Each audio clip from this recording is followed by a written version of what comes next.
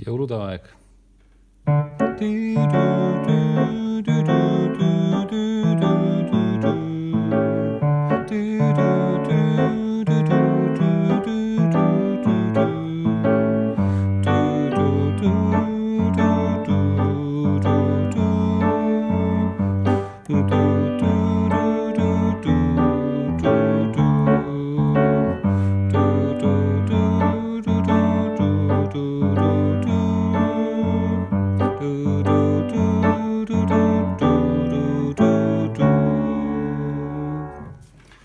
Nii, akordid siis olid meil suhteliselt lihtsad. D-tuuri asemel siis mängime D-mai-7.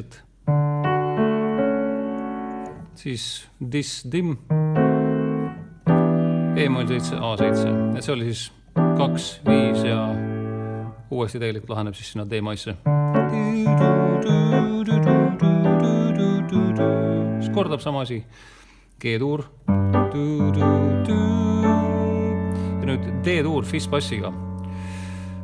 Klassikalise muusika reeglite järgi kõlab niimoodi, et paremas käes siis seda fis-nooti ei tule teist korda, et me ei dubleeri seda. Et selline kõla on natukene parem. Et iga kord, kui on fis-bassiga 3 kõla, siis tasub paremast käest see terts või fis-noot ära jätta.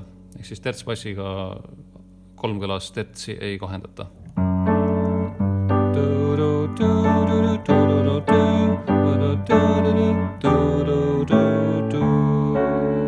Ja lõpus siis ei jõua nagu niimoodi mängida, vaid pigem